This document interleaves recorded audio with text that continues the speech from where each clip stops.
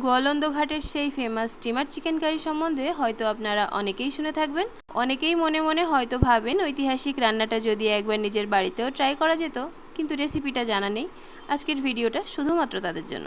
আজকে আমি গোয়ালন্দ ঘাটের মাঝি মোল্লাররা যেভাবে এই চিকেন কারিটা রান্না করতো হুবহু সেই রেসিপিটাই আপনাদের সাথে শেয়ার করব। দেবীর পাকশালাতে আপনাদের সবাইকে স্বাগতম। চলুন এবার রান্নায় যাওয়া যাক। প্রথমেই আমি ফ্রেশ চিকেন নিয়ে নেব। এবার এর মধ্যে দিয়ে দেব বেশ খানিকটা কুচনো পেঁয়াজ। এবার আমি 2 ইঞ্চি পরিমাণ আদা, 2টো বড় রসুন আর 6টা কাঁচা লঙ্কা একসাথে আধা বাটা করে নিয়েছি, সেটাই এখানে দিয়ে দেব। এবার কয়েকটা শুকনো লঙ্কা দিয়ে দেব, যেটাকে আমি ছোট করে কেটে নিয়েছি। এবার দিয়ে দেব বেশ খানিকটা সর্ষের তেল। এবার আমি এখানে স্বাদ মতো নুন অ্যাড করে দেব। দিয়ে দেব অল্প পরিমাণ হলুদ। এবার এমন একটি উপকরণ এখানে অ্যাড করব যেটাই হচ্ছে এই রেসিপির মেইন আকর্ষণ। আমি মাঝারি সাইজের 150 গ্রাম চিংড়ির খোসা ছাড়িয়ে নিয়েছি, সেটাকে চপার দিয়ে ভালোভাবে থেতলে নিয়েছি, সেটাই এর মধ্যে দিয়ে দেব। এবার ভালো করে মিশিয়ে নেব। প্রয়োজন মনে করলে আর একটু তেল এখানে অ্যাড করতে পারেন, তাহলে ম্যারিনেশনটা পারফেক্ট হবে। এবার এটাকে 2 ঘন্টার জন্য ফ্রিজে রেখে দেব। এবার কড়াইতে তেল দিয়ে ভালো করে তেলটা গরম হলে মেখে রাখা চিকেনটা দিয়ে দেব।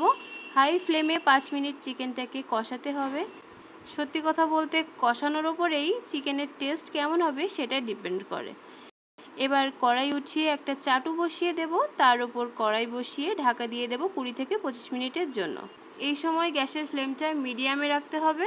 রান্নাটা হতে থাক, ততক্ষণে আপনারা কমেন্ট সেকশনে জানিয়ে দিন কে কোথা থেকে আমার ভিডিও দেখছেন, তবেই তো আপনাদের ধন্যবাদ জানাতে পারবো, তাই না? 25 মিনিট হয়ে গেছে। এবার আমি ঢাকনা তুলে একটু নেড়ে নেব। এবার 1 কাপ গরম জল দিয়ে আরও 5 মিনিট হাই হিটে জাল করে নেব। এই তো রেডি হয়ে গেল আমাদের ঐতিহাসিক গোয়ালন্দ ঘাটের চিকেন কারি।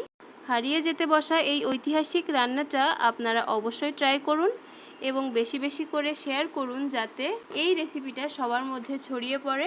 তো রান্নাটি ভালো লাগলে ভিডিওটিতে লাইক করতে ভুলবেন না।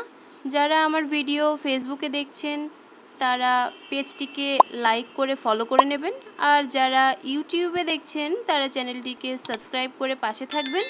দেখা হচ্ছে নেক্সট ভিডিওতে। ততক্ষণ সবাই ভালো থাকবেন।